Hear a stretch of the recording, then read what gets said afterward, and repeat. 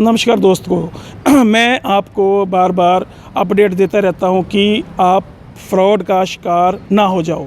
ऐसा मामला एक सामने आया मोहाली के इंडस्ट्रियल एरिया के अंतर्गत एक कंपनी के द्वारा कनाडा भेजने के नाम पे जो फ्रॉड करने का सिलसिला है उसको एक्सपोज़ किया है। और बड़ी बात बताऊं कि एक युवक है एमपी का, उसको बुलाया गया है, उसको बोला गया कि आपका वर्क परमिट आ गया है कनाडा का, और उससे पहले 500 रुपये लिए और बाद में 7,000 रुपया मेडिकल के नाम पे और 15,000 रुपया LMI की फ़ीस के नाम पे मांग रहे थे। शॉर्टकट में बताएंगे क्या हुआ था। और भाई बड़ा है, छोटा भाई बहुत इंटेलिजेंट है, वो साथ में आया और उसने सारा कुछ पकड़ लिया और स्टिंग भी किया। क्या नाम है आपका? मेरा नाम अरविंद है। अरविंद, क्या बोला था कंपनी ने? क्या नाम है कंपनी का? बोल रही थी कि आपकी कनाडा में जॉब लग जाएगी फ्रूट पैकिंग के लिए, और आप उन्होंने 7,000 रुपये तो उसके दी थी मेडिकल की। तो कितने पैसे में बात हुई थी और बाकी पैसे कहाँ से काटने थे? मतलब बाकी जैसे बात तो हो रही थी जैसे 2,60,000 रुपये आपको वहाँ जाके आप अपनी तनख्वाह में से देना है। अच्छा, कनाडा में जाके सैलरी से पैसे कट करवाना है। हाँ। कितने पढ़े लिखे हो आप? मैं 12वीं पास हूँ। तो उन्होंने ये नहीं बताया कि LMI की जो फ़ीस ही है वो $1,000 होती है, जहाँ उसके लिए इंग्लिश आइलेट्स के टेस्ट भी ज़रूरी है, ये चीज़ नहीं बताई? नहीं, वो जो कह रहे थे हमारे बंदे हैं वहाँ पर, हाँ, आपका कोई टेस्ट नहीं होगा और LMI की फ़ीस भर दो 15,000। अच्छा, ये कंपनी का नाम तो बता दीजिए, कंपनी कहाँ पर पड़ती है, नाम क्या है? ये कंपनी कंट्री लैंड है, ये मोहाली में, हाँ, इंडस्ट्रियल एरिया में, सेक्टर 18, मतलब फेस 8। हाँ, फेस 8वीं में, 74 सेक्टर में। चलो, आपके बाद आपका जो छोटा भाई है जो उससे बात करते हैं। आप एक्सपोज किया आपने कंपनी को, आपको पता लग गया, बताइए दर्शकों को भी क्या चीज़ होती है, क्योंकि मेरे मुंह पे तो लोग सुनते हैं, आपके मुंह से भी सुनना चाहेंगे। ओके सर, ये लोग क्या करते हैं, जैसे कोई सोशल मीडिया पर सर्च करता है इनको, तो उन्हें मतलब जो सर्च करता है उसका कॉन्टैक्ट नंबर लेके उन्हें कॉन्टैक्ट करते हैं। फिर जो वहाँ पे लड़कियाँ होती हैं इन्हें कॉन्टैक्ट करके इन्हें बुलाती हैं कि सर आप आइए, हम आपको वीज़ा दिलवाएंगे कनाडा का या जिस भी कंट्री में जाना चाहेंगे उनका। तो लोग आते हैं, उनके झांसे में फंसते हैं, फिर उनके साथ ये लोग स्कैम करते हैं सर, उल्टा सीधा पैसा मांगते हैं। सबसे पहले तो रजिस्ट्रेशन फ़ी है इनकी 2,000 रुपये सर। तो इन्होंने क्या किया, 2,000 ही दिया, 500 रुपये दे दिए थे। उसके बाद कोई लोग क्या करते हैं सर, मेडिकल करवाते हैं। तो इनका मेडिकल वहीं पे ऑफिस में ही ब्लड सैंपल ले लिया। और अच्छा, वो मेडिकल जो ब्लड लिया था वो ऑफिस में बुला के लिया? हाँ सर, ऑफिस में ही ब्लड सैंपल ले लिया और वहीं पे इनका मेडिकल करवा दिया। और उन्होंने इनसे सर 7,000 रुपये ले लिए मेडिकल के। और जो सर मेडिकल रिपोर्ट दी वो मैक्स हॉस्पिटल दी एडिट करवा के, वो भी नकली। सारा मतलब जो भी वो सर देते हैं, जितने भी डॉक्यूमेंट देते हैं, सब फ्रॉड होता है सर, एडिटिंग होती है। अच्छा राम, आपने इनका स्टिंग भी किया है, उसमें इन्होंने क्या बोला, अनपढ़ भी जा सकता है? हाँ सर, मैं जैसे अंदर था ऑफिस के, तो मैंने उनकी वीडियो बनाई है, उसमें उन्होंने बोला है कि 10वीं, मैंने बोला था कि क्या मैम 10वीं फेल भी जा सकते हैं, तो उन्होंने सीधा बोला कि हाँ 10वीं फेल भी जा सकते हैं, बस 8वीं तो है ना उनके पास। तो मैंने बोला कि मैम इंग्लिश लैंग्वेज का टेस्ट वगैरह नहीं होता? तो सर उन्होंने बोला नहीं कुछ नहीं होता, हमारा बंदा साथ में जाएगा एम्बेसी में, वो आपका काम करवा देगा। और सर ये क्या करते हैं, जैसे 7,000 रुपये मेडिकल के लिए, फिर 15,000 रुपये LMI के लिए सर।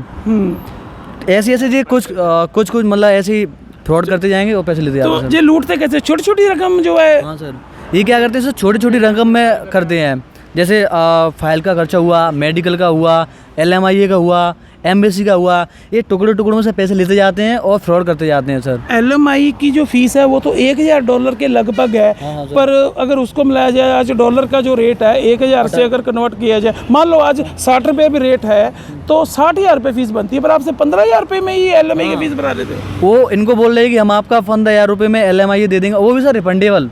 ओके, वो ऐसे बोल रहे कि हम आपको 15,000 रुपये आपके LMI के रिफंड कर देंगे। तो आपको पता था ये कंपनी के पास लाइसेंस है कि नहीं है, ये पता था? सर उन्होंने क्या किया, खुद का डुप्लीकेट मतलब फ्रॉड लाइसेंस दिखाया था, मैं समझ गया, तो तभी मैं आया इनके साथ और सर एक्सपोज किया मैंने इनको।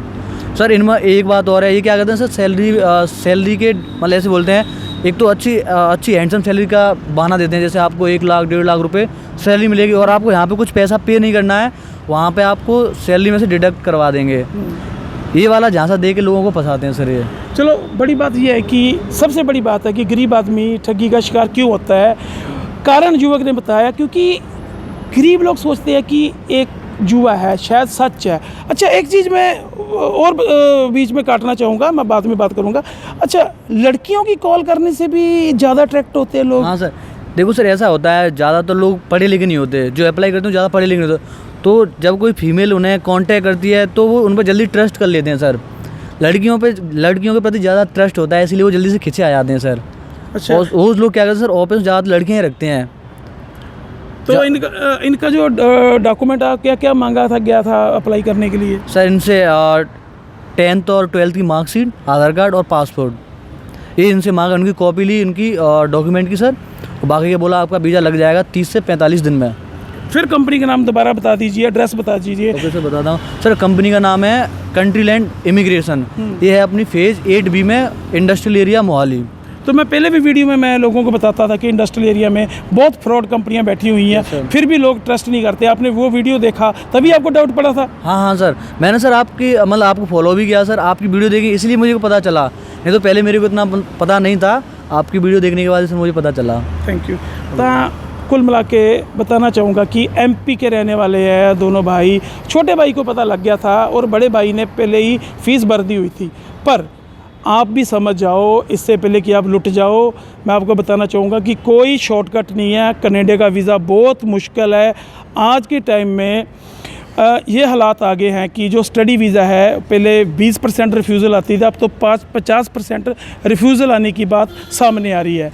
और वर्क परमिट की बात करते हैं, वर्क परमिट के लिए स्किल्ड क्राइटेरिया होता है, इंग्लिश के आइलेट्स टेस्ट जरूरी होता है। पर अनपढ़ बंदों को कनाडा भेज देना, सैलरी से पैसा कटना, ये कुछ बिल्कुल भी बात हजम होने वाली नहीं है। आप समझ जाओ जब फ्रॉड का संकेत है। और दूसरी बात मैं आपको फिर बताना चाहूँगा कि कहीं पर भी कोई कंपनी की कॉल आती है तो आप आंखें बंद करके विश्वास मत करो, ऐसे नहीं होता। बहुत फ्रॉड चल रहा है। और बोलो क्या कहते हैं, मतलब देखो कनाडा के लिए सिर्फ ओनली स्किल्ड वीज़ा लगता है और ये वर्किंग वीज़ा सर नहीं लगता है। तो वर्किंग वीज़ा के चक्कर में आप ना पड़े, ओनली आप स्किल्ड वीज़ा लगेगा, वो भी डॉक्टर इंजीनियर के लिए सर, और किसी के लिए नहीं है। और सही बात बोल रहा है, क्योंकि डिग्री भी कोई चीज़ होती है। अगर आप 10th पास वाले को कोई कंपनी हेल्पर, फूड पैकर, हेल्पर, क्या पोस्टें बोलते थे सर? वो बोलते हैं प्लम्बर हुआ और लेबर वर्कर हुआ और फ्रूट पैकिंग, इनका झांसा देते हैं सर। अच्छा, एक चीज़ और, लेटर भी दिए जाते हैं फ्रेश मार्ट, फलाना डिमकाना, ऐसी कंपनियों के। और कंपनियां होती भी हैं पर आप वेरीफाई नहीं कर पाते। आप सोचते हो गूगल पे देख के भी कंपनी है, हमारा लेटर जेन्युइन है। नहीं, ऐसा नहीं होता। ऑफ़र लेटर के ऊपर कभी विश्वास मत करो। ऑफ़र लेटर की कोई वैल्यू नहीं होती। जो 2 रुपये का कागज़ है, मैं बार बार बताता हूँ, जितने मर्जी बनवा लो। और मेडिकल एम्बेसी करवाती है, कोई कंपनी अपने ऑफिस में नहीं करवा सकती। जो चंडीगढ़ में, मोहाली में लेबॉर्ट्रियाँ खुली हुई है, लैब्स हैं, इनका जो मेडिकल होता है उसकी कोई वैल्यू नहीं है। क्योंकि अगर आपका वीज़ा लगता भी है तो एम्बेसी खुद करवाती है और परफॉर्मा भरवा के, जैसे मैक्स हॉस्पिटल हो गया, फोर्टिस हो गया, जो इनको जो पैनल होता है उनके द्वारा ही मेडिकल होता है। बचो, अब ये तो बच के आ गया, जो इन्होंने स्ट्रिंग किया वो आपके सामने लेके आएंगे। सर मैं आपका जितेंद्र सब्रवाल, थैंक यू।